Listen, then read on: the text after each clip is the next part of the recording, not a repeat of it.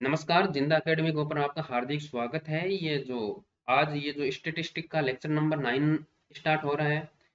कल जो lecture number 8 था उसके अंदर हमने ये पढ़ा था कि माध्यिका क्या होती है, माध्यिका के गुणधर्म पढ़े थे। मैंने आपको बताया था कि माध्यिका जो होती है वो किसी भी श्रेणी को बीच में से मतलब दो भागों के अंतर्गत बराबर दो भागों के अंतर्गत बांट देता है। वो पॉइंट होता है जो माध्यिका का मतलब वो वैल्यू होती है जो दो भागों में बांट देती है। इसी के साथ मैंने आपको ये भी बताया था कि भाई चतुर्थक क्या होता है, शतमक क्या होता है और दशमक क्या होता है। इसमें क्या होता है, जो सीरीज को आपके पास वे वैल्यू जो सीरीज को 10 बराबर भागों के अंतर्गत बांट दें तो वो होता है दशमक। शतमक के अंदर 100 बराबर भागों के अंदर बांट दें। ये चीजें थी कल के लेक्चर की। कल के लेक्चर में सबसे ज्यादा जो इंपॉर्टेंट बात थी वो थी कि माध्यिका का प्रयोग गुणात्मक समंकों का जब एनालिसिस किया जाता है तो माध्यिका का वहां पर यूज होता है। फिर मैंने ये भी बताया था कि इसको बिंदु रेखा की विधि के द्वारा प्राप्त किया जा सकता है। ये हमने जब ग्राफिकल जब चित्रमय प्रदर्शन पढ़ा था समंकों का या डाटाओं का, तब मैंने बहुत अच्छी तरह से बताया था कि बिंदु रेखा की विधि क्या होती है और जोन वक्र क्या होता है। ये चीजें आपके जो पीछे वाले लेक्चर है उनको आप एक बार देखोगे तो वहां से क्लियर हो जाएगी। आज का जो ये लेक्चर है वो है माध्यिका, चतुर्थक, दशमक और शतमक को मतलब न्यूमेरिकल रूप से ज्ञात कैसे किया जाता है। कई बार न्यूमेरिकल आपके पास एग्जाम के अंदर क्वेश्चन आ जाता है कि भाई बताइए कि मतलब डाटा दे दिया जाता है और पूछ लिया जाता है कि इसकी माध्यिका क्या होगी। हालांकि देखो जो एग्जाम के अंतर्गत होता है वो माध्यिका, चतुर्थक या शतमक या दशमक में जो व्यक्तिगत श्रेणी होती है वहीं से क्वेश्चन आने की संभावना होती है। बाकी खंडित और सतत श्रेणी होती है वहां से क्वेश्चन आने की संभावनाएं बहुत कम होती है। अब संभावनाएं कम क्यों होती है, क्योंकि जब वहां से क्वेश्चन बनेगा वो बहुत ज्यादा बड़ा मतलब कैलकुलेटिव बनेगा, और जब कैलकुलेटिव के अंदर जब बंदा करने बैठेगा तो फिर मतलब उसकी 6 या 7 मिनट तो वहीं पर उसकी खर्च हो जाएगी। और एग्जाम आपके एएसओ का एग्जाम होता है 2 घंटे का। तो मतलब एग्जामिनर भी मतलब इतने बड़ा क्वेश्चन क्यों तो देगा और क्यों बच्चे का मतलब टाइम खराब करेगा। और यदि दे भी दिया तो उसको स्किप करने का होता है वो क्वेश्चन। ये स्टूडेंट को ध्यान रखना चाहिए। चलिए मैं बिना किसी देरी के ये लेक्चर, आज का जो लेक्चर है वो स्टार्ट करता हूँ। लेक्चर है जो कि माध्यिका, चतुर्थक, दशमक, शतमक को ज्ञात कैसे किया जाता है। सबसे सबसे इंपॉर्टेंट ये है कि श्रेणियां, 3 श्रेणियां आपको पता होनी चाहिए कि व्यक्तिगत श्रेणी क्या होती है, खंडित श्रेणी क्या होती है और सतत श्रेणी क्या होती है। तो इन तीनों श्रेणियों के अंतर्गत इन जो चारों के जो वैल्यू कैसे निकाली जाती है उनको मैं आपको बताऊंगा। सबसे पहले व्यक्तिगत श्रेणी को लेता हूँ। व्यक्तिगत श्रेणी के अंदर जब आपको डाटा, व्यक्तिगत श्रेणी क्या होती है मैं एक बार के लिए वापस रिवीजन कर लूं। जब ऐसे डाटा जब आपके पास देखो, जब ये 2, 5, 8, 7 ऐसे डाटा दे रखे होते हैं तो उसको कहा जाता है व्यक्तिगत श्रेणी। मतलब आपको डाटा ही ऐसे बिखेर दिए जाते हैं तो उसको कहा जाता है व्यक्तिगत श्रेणी। इस प्रकार के जो डाटाएं होते हैं उन डाटाओं को सबसे पहला काम ये है कि उन डाटाओं को गिनेंगे, और जो गिनेंगे वो जो वैल्यू आएगी उसको हम कहेंगे एन। N equal to 7। अब ये एन में क्यों लिखा, एन आगे फॉर्मूले में काम आएगा, वो मैं अभी आपको समझाऊंगा। उनको गिनने पर जो हमारे को वैल्यू प्राप्त होगी हम उसको एन बोलेंगे। N equal to 7। जैसे इस एग्जाम्पल के अंदर मैं देता हूँ 2, 5, 8, 7 उनको गिनूंगा तो मेरे पास कितने प्राप्त होंगे, मेरे पास 7 प्राप्त होंगे, तो एन की वैल्यू हो जाएगी 7। उसके बाद हम जो ये डाटा दे रखे हैं उसको आरोही और अवरोही क्रम के अंदर लिखेंगे। अब आरोही और अवरोही क्रम क्या होता है ये मैंने इस एग्जाम्पल के द्वारा भली बातें समझाया है कि 2, 5, 8, 7, 6, 11 और 15 होती है तो उसका आरोही क्रम कैसे होता है। आरोही क्रम मतलब सबसे छोटी संख्या पहले, फिर आपके पास छोटे से बड़े की ओर बढ़ना। बल्कि अवरोही क्या होता है कि सबसे बड़ा होता है जो सबसे पहले आ जाता है और उसके बाद छोटे की ओर बढ़ना। ये होते हैं आरोही और अवरोही के अंदर। इसको आरोही और अवरोही के अंदर बहुत अच्छी तरह से लिखा जाता है, जो आपके सामने एग्जाम्पल है और एग्जाम्पल को मैंने आरोही और अवरोही के रूप में लिख दिया। ये हो गई आरोही और अवरोही की बातें। अब जो व्यक्तिगत श्रेणी दे रखी है, अब उनके जो माध्यिका, चतुर्थक, दशमक और शतमक निकालने के यहाँ पर आपके पास फॉर्मूले पता होने चाहिए। तो ये फॉर्मूला क्या होता है कि ये फॉर्मूला होता है एन। जो आपने मतलब उन डाटाओं को आप गिन लोगे उससे जो हमारे एन प्राप्त होगा उसको कहा जाता है एन। और फिर आता है आपके पास मतलब उसका जो माध्यिका का जो फॉर्मूला होगा वो एन प्लस का 1/2 वहाँ पद होगा। चतुर्थक का फॉर्मूला भी, यदि चतुर्थक क्या होता है, श्रेणी को 4 भागों के अंदर बांट देता है तो उसको कहा जाता है चतुर्थक। तो चतुर्थ को 4 भागों में तो बांट दे, दशमक को नीचे 10 आ जाएगा और शतमक के अंदर नीचे 100 आ जाएगा। फिर मैंने कहा था कि चतुर्थक की वैल्यू जो Q2 Q3 भी होती है, मतलब 3 पॉइंट होंगे ना। जब ऑब्वियसली बात है, हमारे को भी मालूम होता है कि कोई भी सीरीज को 4 भागों में बांटने के लिए 3 पॉइंट तो होंगे ही होंगे। तो उसको Q1 Q2 Q3 नाम से जाना जाता है। और जैसे ही मैं Q2 की वैल्यू निकालूंगा तो इस जो Q1 की वैल्यू है उसको 2 से गुणा कर दूंगा, Q3 की वैल्यू उसको 3 से। वैल्यू नहीं है ये पद हुआ, जो पद है उसको जो मतलब 2 से गुणा किया है, टीएच लगाया मतलब इसका ये पद है। 10 है मतलब 10 के अंदर 9 पद होंगे तो उस 9 को मैं ऐसे निकाल सकता हूँ। कोई भी पद मतलब D9 निकालना है तो 9 से मल्टीपल कर दूंगा और n+1/10 आ जाएगा। अब यहाँ पर आपके पास दिमाग में क्वेश्चन आता है कि सर चलो हमने n तो प्राप्त कर लिया, जब n की वैल्यू ऐसी हो जाएगी, सपोज कीजिए अभी n की वैल्यू 8 आ गई, तो 8 + 1/2 मतलब 4.4 आ रहा है, मतलब 9 का आधा 4.5 आ जाएगा। तो सर 4.5 का मतलब वो कैसे पद पता चलेगा कि हमारे को इस टर्म के अंदर तो 4.5वां पद पता ही नहीं है। इसके अंदर यदि डायरेक्ट पद पूछा जाए 5वां 6वां तो हम बता देंगे, परंतु यदि 4.5वां पद कहाँ से लाएंगे। इस प्रकार का जब क्वेश्चनों को सरल किया जाता है तो इस प्रकार क्वेश्चन को जैसे देखो मैंने एग्जाम्पल के द्वारा मैंने समझाया है। यदि आपके इन फॉर्मूलों को सोल्व करते टाइम यदि पॉइंटों में उत्तर आ जाते हैं तो आपके पास ये लेना है कि जो यहाँ पर 1.1 लिखा है ना, तो जो पहले वाला 1 है, मतलब इधर जो भी संख्या दे रखी होगी, ये जो हाथ घूम रहा है इधर जो भी संख्या दे रखी होगी वो तो आपको पद लिखना है सबसे पहले, और प्लस में जो ये पॉइंट के बाद वाली संख्या है उसको लिखना है, और ब्रैकेट के अंदर यहाँ पर जो पहला है ना ये इसके जस्ट अगले वाला और ये खुद पहले वाले का अंतर यहाँ पर डिफरेंस लिखना है। जैसे देखो मैं एग्जाम्पल के द्वारा और भी आपको अच्छे समझ में आ जाएगा। मैंने यहाँ पर एक एग्जाम्पल लिया है 5, 8, 10, 20, 23, 28, 33, 39, 58 और 45 कि आपको M Q1 D3 और P13 ज्ञात करना है। मतलब आपको माध्यिका ज्ञात करनी है, चतुर्थक ज्ञात करनी है और दशमक ज्ञात करना है और शतमक ज्ञात करना है। शतमक का भी 13वां भाग ज्ञात करना है और D3 मतलब दशमक का तीसरा पॉइंट ज्ञात करना है। तो वही काम करना है सबसे पहले आपको, मतलब इनको गिन लेना है। गिनने के बाद कितने हो गए, 10 हो गई। फिर इसको आरोही और अवरोही क्रम में लिखना, जो आपकी अच्छा हो वो उस क्रम में जमा देना। मैं यहाँ पर आरोही आरोही के अंदर जमा रहा हूँ, तो आरोही के अंदर जमा लिया तो आपके पास कैसे पता चला कि मतलब आरोही के अंदर सारे आरोही के अंदर गति है, सिर्फ लास्ट वाला जो टर्म है वो पहले मैंने 45 लिख दिया और 58 बाद में लिख लिया। ये क्वेश्चन आपको मतलब अपनी रफ रफ बुक के अंदर आपको करना पड़ेगा, तब जाके ये पता चलेगा, तब जाके ये समझ में आएगा। ऐसे नहीं है कि मतलब मैं यहाँ पर स्क्रीन पर समझा दिया और आपको समझ में आ गया। थोड़ा बहुत समझ में आएगा, बाकी आपको खुद को करना पड़ेगा। जब ये नोट्स बनाओगे उस नोट्स के बाद आपको क्वेश्चन खुद को करना पड़ेगा। मैंने एन गिन लिया, मैंने आरोही क्रम के अंदर लिख लिया, फिर मैं वहां पर फॉर्मूला लिखूंगा। फॉर्मूला एम का जो माध्यिका का फॉर्मूला क्या होता है, एन प्लस का 1 अपॉन में 2। तो एन कितना है मेरे पास, 10 प्लस का 1 अपॉन में 2 लिख लूंगा। जैसे 11 अपॉन 2 आ गया, तो जैसे ही मैं 11/2 करूंगा तो मेरे पास 5.5 आ जाता है, और 5.5 देखो ये पॉइंटों में आ गए। अब ये तो यहाँ पर कहीं पर भी टर्म नहीं दे रखा, पांचवा पद तो मुझे पता है, पर 5.5वां पद ये गायब है।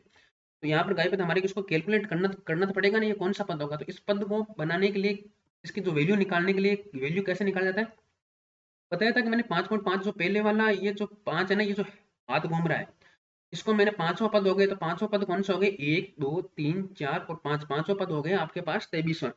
पॉइंट 5 के बाद में, तो पॉइंट 5 के बाद मैंने पॉइंट 5 लिख लिया और ब्रैकेट के अंदर छठवां और पांचवा आपके पास मतलब जस्ट इससे अगले वाला टर्म और ये जो मूल टर्म है इसके जो डिफरेंस होगा उनको मतलब इनका डिफरेंस कितना है, 5। देखो 23 और 28 के बीच में जो टर्म का जो डिफरेंस है वो है 5 का। जब मैं इसको सोल्व करूंगा तो 25.5 आ जाएगा। इसी प्रकार से जब मैं Q1 के अंदर लिखूंगा तो Q1 के अंदर के 4 भागों में बांट देते, इसलिए मैं 4 से भाग कर दूंगा तो मतलब 2.75 आ गया। जैसे ही 2.75 आ गया तो इसको सोल्व कैसे किया जाता है, सेकंड टर्म यहाँ पर लिख लूंगा और पॉइंट 75 यहाँ पर है, इंटू थर्ड टर्म माइनस का सेकंड टर्म मैं ऐसे निकाल लूंगा। तीसरा तीसरा टर्म कौन सा होता है, तीसरा टर्म है 10 माइनस का सेकंड टर्म कौन सा है 8। तो कितना डिफरेंस बचा, 2 का, तो यहाँ पर मैंने 2 लिख लिया। 8 प्लस का पॉइंट 75 इंटू 2, जब मैं इसको सोल्यूशन करूंगा तो 9.5 मेरे Q1 की वैल्यू कितनी आ गई, 9.5। इसी प्रकार से मैं D3 की वैल्यू निकालनी, तो D3 की वैल्यू मतलब D3 की वैल्यू निकालने के लिए यहाँ पर मतलब D आ गया तो मतलब 10 का भाग दूंगा, 10 मतलब 10 भागूंगा तो मार दिया, और यहाँ पर आपके पास मतलब D3 है तो मतलब मैंने 3 से मल्टीपल कर दिया। जैसे ही मैंने 3 से मल्टीपल किया तो यहाँ पर 3.3 आ गई, और 3.3 को ऐसे ही मतलब सोल्व किया जाए जैसे मैंने ऊपर वाले बताया था। तीसरा पद लिख लिया, पॉइंट इंटू 3 लिख लिया, जो ये पॉइंट के बाद वाली संख्या इसको यहाँ पर गुणा के अंदर लिख लिया और ब्रैकेट के अंदर ये तीसरा तीसरा जो पहले मतलब पॉइंट का जो इधर वाला टर्म होता है तो उससे जस्ट अगले वाला और माइनस जो ये तीसरा वाला टर्म निकालना है। ये टर्म कहाँ से आएगा, ये टर्म इससे जो हमारे को डाटा दे रखा है उसमें से हमारे को देखना पड़ेगा कि मैं चौथा पद कौन सा है, तीसरा पद कौन सा है। जैसे ही मैं यहाँ पर चौथा और तीसरा पद निकाल दूंगा तो यहाँ पर वैल्यू आ जाएगी आपके पास 13। इसी प्रकार से मैं P13 की वैल्यू निकाल लूंगा, ये आपको रफ के अंदर सॉल्व करना पड़ेगा। फिर मैं आपके पास संबंध लेके आया हूँ कि मतलब यहाँ से क्वेश्चन सबसे ज्यादा इंपॉर्टेंट आ जाता है कि मैं क्यू पी और डी के अंदर क्या रिलेटेड होता है। तो सबसे ज्यादा यहाँ से क्वेश्चन इंपॉर्टेंट, बहुत ज्यादा क्वेश्चन कई बार यहाँ से क्वेश्चन पूछे जाते हैं। जैसे देखो Q2 P15 और D5 इक्वल टू माध्यिका के इक्वल होता है, ये रिलेशन कई बार पूछा जाता है। ऐसे आपके पास पूछा जाएगा कि Q2 P15 और D5 ये किसके इक्वल होते हैं, ये माध्यिका के इक्वल होते हैं। तो यहाँ से एक बार यहाँ से आपको ध्यान रखना पड़ेगा कि मतलब Q1 equal to P25, Q3 equal to P75 और D4 इक्वल टू P14। ऐसे ये आपके पास वैल्यू आपको याद रखनी पड़ेगी। देखो बेटा, जो ये आपके पास न्यूमेरिकल होते हैं उनको आपको याद रखना ही पड़ेगा, कैसे भी करोगे आपको ये मतलब ये संबंध तो आपको रिलेशन याद रखने ही पड़ेंगे। और यहाँ से क्वेश्चन आते हैं। फिर मैं और माध्यिका के क्वेश्चन क्वेश्चन लिया हूँ जहाँ से देखो यहाँ पर एक और क्वेश्चन मैं लिया हूँ माध्यिका से रिलेटेड में, जब व्यक्तिगत श्रेणियों के अंतर्गत में 2 या 4 क्वेश्चन बहुत सारे लिए हूँ। यदि पदों की संख्या सम हो तो माध्यिका होगी। यहाँ से यही क्वेश्चन कई बार पूछा गया है। तो सबसे पहला है n/2 प्लस का n+2/2 पदों का समांतर माध्य। दूसरा ऑप्शन है दो माध्य पदों का समांतर माध्य। और तीसरा जो ऑप्शन है क्या पहला और दूसरा दोनों। और चौथा जो ऑप्शन है वो इनमें से कोई नहीं। तो इसका जो करेक्ट जो आंसर हो जाएगा वो दोनों हो जाएगा। ये क्वेश्चन कई बार पूछा गया है एग्जाम के अंदर। फिर आपके पास फिर आपके पास जो अगला जो क्वेश्चन है वो है, ये भी माध्यिका का अच्छा क्वेश्चन है। आपको एक समंक श्रेणी दे दी जाती है और उस समंक श्रेणी के अंदर आपको कह दिया जाता है कि उस समंक श्रेणी का 12, जिसकी जो माध्यिका होती है वो है 12। और हमें यहाँ से बिल्कुल पता है कि माध्यिका होती है जो श्रेणी को दो बराबर हिस्सों के अंदर बांट देती है। मतलब जो 12 जो वैल्यू होगी वो दो श्रेणी को, मतलब इस श्रेणी को दो बराबर भागों के अंदर बांट दिया। ठीक है, अच्छी बात है। फिर आगे का जो क्वेश्चन है वो है, यदि इस समंक श्रेणी में दो मूल्य 18 और 7 जोड़ दिया जाए तो माध्यिकाएं क्या होगी। ये मैंने लिखा है कि देखो इसका जो सोल्यूशन किया है तो ये 12 है जो श्रेणी को इस आधे भाग को इधर कर दिया और आधे भाग को इधर कर दिया। अब 7 और 18 दोनों ही, मतलब 7 तो मतलब माध्यिका से छोटी है और 18 है जो 12 से क्या है बड़ी है। तो मैंने जब दोनों को ऐड करूंगा तो ये रहेगा तो बीच में ही ना, कोई फर्क थोड़े पड़ेगा माध्यिका के। इस प्रकार जो माध्यिका है वो सेम टू सेम ही रहेगी, श्रेणी को है जैसे जैसे रखेगी। फिर मैंने अगले वाला एक और क्वेश्चन लिया है, वही वो भी माध्यिका के ऊपर है। माध्यिका कैलकुलेट करनी है। क्वेश्चन क्वेश्चन क्या है कि किसी भी कंपनी में 10,000 से अधिक वेतन प्राप्त करने वाले कार्मिकों की आय क्रमशः 11,000, 20,000, 15,000, 13,500, 30,000 और 22,000 है। यदि कंपनी में 10 कार्मिक है तो माध्यिकाएं क्या होगी। आपको मतलब 10,000 से अधिक वाले कार्मिकों का जो वेतन है वो आपको दे रखा है। तो 11,000, 20,000, 15,000 और 13,500, 30,000, 22,000। तो मैंने इसको वैसे ही, मतलब मेरे पहले जो 4 पद है वो मेरे को नहीं पता, आगे 6 पद मेरे को दे रखा है तो मैंने 6 पद को आरोही क्रम के अंदर लिख लिया। टोटल पद कितने हैं 10 है बाई 2 5.5। और 5.5 को सोल्व कैसे किया जाता है वो मैंने आपको भली बात बता दिया ऊपर। फिर जो अगला जो क्वेश्चन है, किसी श्रेणी का 25% मूल्य। आपको पता है कि किसी 100 में से आपको 100% होते हैं, उसके 4 हिस्से करने हैं तो मतलब कितने होंगे 25 25 25। 25% मूल्य 60 से अधिक है, मतलब 25 मतलब चौथा हिस्सा 60 से अधिक है। तो 60 क्या है बेटा, जब आपके पास सपोज कीजिए कि, मतलब ये मैं पेंसिल के द्वारा बता देता हूँ। सपोज कीजिए कि ये आपके पास एक लाइन है, इस लाइन का 4 हिस्से में कर देता हूँ। ये मैंने इस लाइन के, मतलब इस पॉइंट से लेके और इस पॉइंट के बीच में मैंने 4 हिस्से कर दिए। अब ये कह रहे हैं कि मतलब 25% हिस्सा, ये लो 25% हिस्सा हो गया। ये किससे अधिक है, ये 60 से अधिक है। ठीक है, ये 60 से अधिक लिख लिया मैंने। तो बताइए कि ये 60 क्या है। तो हमें पता है कि हमें बिल्कुल अच्छी तरह भली बात पता है कि मतलब जब सीरीज के 4 हिस्से हो रहे हैं तो मतलब 25%, 25%, 25%। जब पहला हिस्सा 4 हिस्सों में बांटा है तो हमें मालूम है कि Q1 की वैल्यू Q1, फिर दूसरा हिस्सा होगा वो Q2 और इसी प्रकार से जो Q3 होगा। तो 60 क्या है, 60 है जो Q3 है। तो इसका सही आंसर क्या हो जाएगा, बी हो जाएगा। इसी प्रकार से किसी श्रेणी के 30% मूल्य क्षेत्र से अधिक है, तो क्षेत्र है तो 30% मूल्य। अब की बार नीचे जो ऑप्शन है पी की वैल्यू कर रखा है। और तो आपको देखो बेटा 30 वैल्यू मतलब क्षेत्र भागों के अंतर्गत, मतलब 30% मूल्य है जो क्षेत्र से अधिक है। ठीक है भाई, मतलब इसको यदि पी की वैल्यू करूंगा तो मतलब क्षेत्र भागों में बांट दिया तो ये कितना है, ये पी क्षेत्र की वैल्यू हो जाएगी। और डी पी क्षेत्र और D7 तो इक्वल होता है। तो हमें इसका जो करेक्ट आंसर होगा वो बी भी हो जाएगा और डी भी हो जाएगा। ये भली बात पता होना चाहिए बेटा। किसी कक्षा में 1,000 छात्र ने परीक्षाएं दी और एक छात्र को मतलब 63 अंक प्राप्त करने का उसका शतमक स्कोर, शतमक मतलब 100 भागों के अंतर्गत इसको बांट दिया, मतलब 1000 को 100 भागों के अंदर बांट दिया और उसका शतमक स्कोर 73 हो जाता है। 73 शतमक स्कोर होने का मतलब क्या होता है कि मतलब 730 विद्यार्थी हैं वो 63 से कम अंक प्राप्त किए और जो 700 जो बाकी जो बच्चे बचे विद्यार्थी हैं वो आपके पास मतलब 63 से ज्यादा ज्यादा अंक प्राप्त किए। मतलब वही बात है, मतलब यहाँ से लेके 1,000 है, मतलब जीरो से यहाँ से मैं स्टार्ट करूंगा और यहाँ से मतलब एक एक 1,000 यहाँ पर विद्यार्थी मैं लिखता हूँ।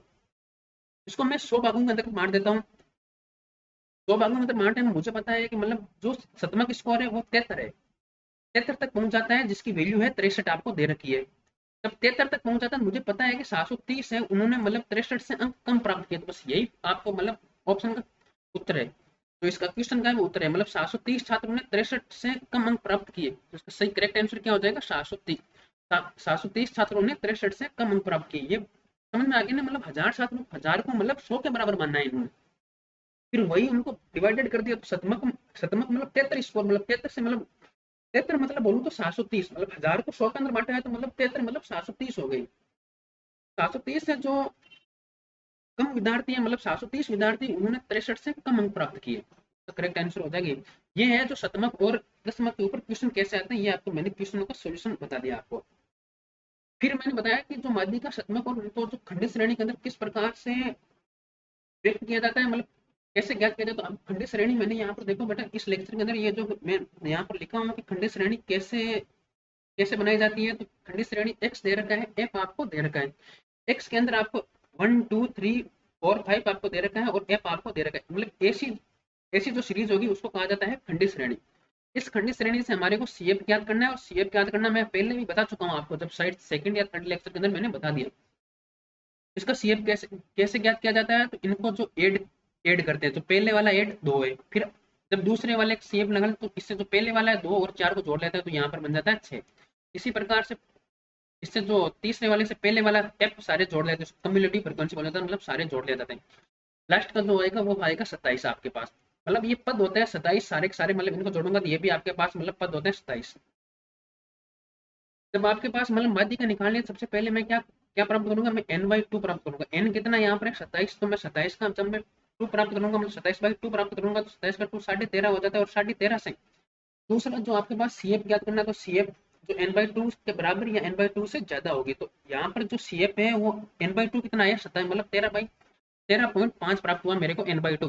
तो n/2 से ज्यादा सीएफ कौन सा होगा, तो 13.5 से ज्यादा कौन सा है 18, 13.5 से ज्यादा कौन सी 18, तो 18 के जो सामने जो x होगा वही हमारा माध्यिका हो जाएगा। x इसके जो माध्यिका क्या आ जाएगी, इसका माध्यिका आ जाएगी 4। इसी प्रकार से मेरे को Q1 प्राप्त करना है, तो Q1 को n/4 ज्ञात करना पड़ेगा। तो n/4 ज्ञात किया, जैसे 6.5 है तो 6.5 से ज्यादा कौन सा है 11 है, तो 11 11 है, तो 11 के सामने वाला कौन सा है 3, तो ये हमारे को Q1 प्राप्त हो जाएगा। इसी प्रकार से मैं Q3 ज्ञात कर सकता हूँ, इसी प्रकार से मैंने D6 ज्ञात किया है, इसी प्रकार से मैंने P87 ज्ञात किया है। देखो जब तक ये आपको तब तक ये समझ में नहीं आएगा जब तक आप नोट्स नहीं बनाओगे। ये नोट्स जब तक बना लोगे फिर इसको एक बार जो मैंने समझा है इसको खुद को समझना पड़ेगा। ऐसे नहीं है कि मैं सीधा आपके जो खोपड़ी की जो चेन खोली और उसके अंदर डायरेक्ट माध्यिका रख दिया, ठीक है भाई फलाने बच्चे के लिए ये माध्यिका कंप्लीट है क्योंकि इसके अंदर मैंने दिमाग के अंदर रख दिया। मैं दिमाग के अंदर आपके नहीं रख सकता, आपको समझना पड़ेगा। मैं मेरी तरफ से मेहनत कर सकता हूँ, आपको अपनी तरफ से मेहनत करनी पड़ेगी। फिर आता है सतत श्रेणी। सतत श्रेणी कैसी होती है, ये देखो ये है सतत श्रेणी का फॉर्मेट, ऐसे आपको एफ तक ही दे रखा होगा। यहाँ से सीएफ निकालना, वही आपको पता है कि सीएफ कैसे निकाला जाता है। जब इनके अलग अलग मेरे को फॉर्मूले, आपको मैंने फॉर्मूले बता दिया कि माध्यिका का क्या फॉर्मूला होता है, तो L1 प्लस का n/2 माइनस का C अपॉन F इंटू आई, जहाँ L1 माध्यिका वर्ग की निम्न सीमा है, C होता है वो CF से ठीक पहले की बारंबारता होती है, F होती है जो माध्यिका वर्ग की बारंबारता होती है, I होती है जो अंतराल वर्ग होता है। P87 क्या होता है, P87 का फॉर्मूला निकालना है, तो कैसे निकालूंगा L1 प्लस यहाँ पर 87 से मल्टीपल कर दिया, और P है तो यहाँ से 100 से डिवाइड कर दूंगा। Q1 निकालना है, तो Q1 मुझे मालूम है 4 भागों में बांटता है, तो मैं 4 से डिवाइड कर दूंगा, तो Q1 है यहाँ से 1 से मल्टीपल है तो एक ही बात है। Q3 निकालना है, तो यहाँ से मैंने 3 से मल्टीपल कर दिया। मतलब जो चेंजिंग होगा वो यहाँ पर होगा, इस वाले एरिया के अंदर जो चेंजिंग। Q निकालना है तो 4 से डिवाइड हो जाएगा, D निकालना है तो 10 से डिवाइड हो जाएगा, यदि P निकालना है तो 100 से डिवाइड हो जाएगा। अब P कौन सा निकालना है 87 हो जाए, 87 मल्टीपल हो जाएगा। D निकालना है कौन सा निकालना है 6, तो यहाँ से 6 से मल्टीपल। फिर वही बात है कि मैं यहाँ पर सबसे पहले मैं n/2 जैसे मैंने खंडित के अंदर निकाला था, फिर मैं CF निकाल लूंगा, CF। और जो यहाँ पर जो C होता है वो क्या है, मैंने लिखा है C क्या है कि CF से ठीक पहले वाली। देखो इस वाले क्वेश्चन को जब सोल्व करेंगे तो आपको CF आप निकाल लोगे, CF निकालने CF निकालने में मेरे पास CF आया मेरे पास 14, तो n/2 12.5 से ज्यादा कौन सा है 14 है, तो 14 मेरे पास CF बन जाएगा। तो CF जो बनी उसी का मेरे को एल लेना है, उसी को मेरे को एफ लेना है। एल क्या हो जाएगा, जो लोअर लिमिट है वो आपके पास 20 हो जाएगी, एफ क्या हो जाएगी मेरे पास 7 हो जाएगी, सी क्या हो जाएगी, इस एफ से ठीक पहले की जो संख्या होगी वो आपके पास क्या हो जाएगी सी हो जाएगी। तो n/2 माइनस का सी 12.5 माइनस का 7 अपॉन एफ मेरे को 7 लिख लिया इंटू 10 लिख लिया। 20 प्लस का 55 पॉइंट अपॉन 7 मैंने लिख लिया, 20 प्लस का 7.8 इक्वल टू 27.8। ये आपको सोल्यूशन करना पड़ेगा। देखो मैंने अपनी तरफ से मैंने जो बेटर करने की कोशिश की है, कोशिश करता हूँ कि ये जो आज न्यूमेरिकल वाला पार्ट है वो आपको समझ में आ गया होगा। और यहाँ से मैं बता देता हूँ 8वां और ये जो अभी ये 9वां लेक्चर है, यहाँ से क्वेश्चन आने की बहुत ज्यादा संभावना होती है। यदि क्वेश्चन एग्जामिनर यदि माध्यिका केंद्रीय प्रवृत्ति से यदि क्वेश्चन अच्छा क्वेश्चन पूछने की उसकी इच्छा होती है, तो यहाँ से क्वेश्चन पूछने की 100% पॉसिबिलिटी बनती है। एक क्वेश्चन मैंने आपको बता दिया कल वाले के अंदर, 8वां लेक्चर जो बताया था उसके अंदर मैंने बताया था कि जो तीसरा लेक्चर है गुणात्मक समूहों के लिए अथवा क्रम सूचक के लिए लिखा जाता है। चौथा पॉइंट यहाँ से इंपॉर्टेंट है। और जो आज वाले और ये भी केंद्रीय पूरक सबसे स्थिर माप क्रम से माध्यिका, तो आज वाले के अंदर सबसे ज्यादा जो इंपॉर्टेंट है वो व्यक्तिगत श्रेणी के अंदर एम कैसे निकल जाता है, क्यू कैसे निकल जाता है, डी कैसे निकल जाता है। और फिर मैंने ये बताया कि 5, 8, 10 और 20 और 23 और 33 के अंदर कैसे कैसे आपके पास माध्यिका कैसे निकालोगे, इन फॉर्मूला कैसे यूज करोगे, जब ये 1.1 के अंदर आ जाता है तो आपको इसको कैसे सोल्यूशन करोगे। फिर मैंने आपके पास ये जो रिलेशन है ये सबसे ज्यादा इंपॉर्टेंट है, इनको आपको एक बार के लिए याद रखना पड़ेगा। फिर यहाँ से आपके पास ये क्वेश्चन भी इंपॉर्टेंट है, ये सारे जो इंपॉर्टेंट क्वेश्चन मैंने इंपॉर्टेंट ही लिए हैं जो कहीं ना कहीं एग्जाम में पूछे गए क्वेश्चन है। ये आई होप ये जो विद्यार्थी वाला आपको समझ में आ गया होगा। क्या है कि यहाँ पर जो 1000 को आप 100 विद्यार्थी मान के चलो, 100 विद्यार्थी से आपको अच्छा समझ में आएगा, क्योंकि 100 विद्यार्थी है 100 भागों के अंदर बांटा है। जब 1000 को 100 भागों के अंदर बांटेगा तो वो तो 10 पर एक भाग हो जाएगा ना। जब 1000 को भाई 100 भागों के अंदर बांटोगा तो वो 10 पर एक भाग हो जाएगा, और यदि 100 पर बांटोगा तो एक एक भाग हो जाएगा। इस प्रकार से मतलब ये मैं शतमक इसको 73 ये मैंने मेरी तरफ से अच्छा समझाने की कोशिश की है। बाकी आपको एक बार के लिए अपने नोट्स बनाओगे, नोट्सों के अंदर आपको समझना पड़ेगा, फिर आपकी बारी अच्छा समझ में आएगी।